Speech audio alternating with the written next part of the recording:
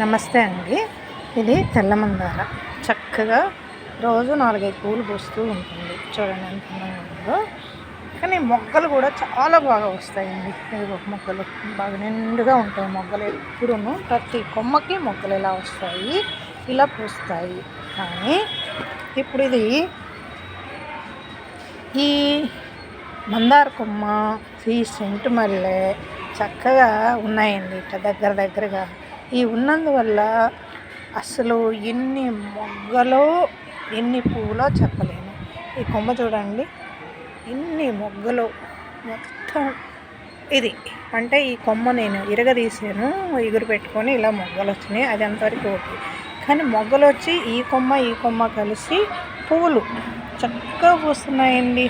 ఇదిగోండి పువ్వులు ఇలా పూస్తున్నాయి.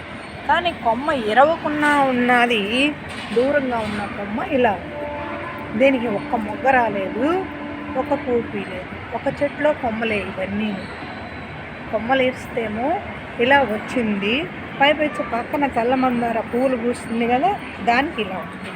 పైపెచ్చి ఇక్కడ ఇదిగోండి ఈ ఈ ఫ్లవరు, ఈ మొక్క, ఇవన్నీ ఇప్పుడు ఉన్నందువల్ల ఇంతవరకే ఈ కొమ్మ పూలు పూస్తుంది.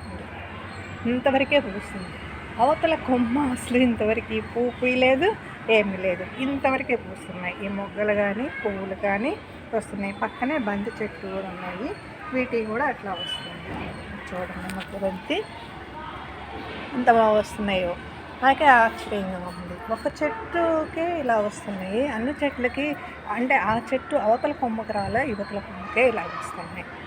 అది అంటే పూలు పూసే కొమ్మ రెండు కలిపి ఇలా పెడితే ఇలా వస్తాయని నేను అనుకుంటున్నానండి. ఇదిగో చూడండి మొగ్గలు ఎట్లా వస్తున్నాయో, నిండుగా ఉన్నాయి మొగ్గలు,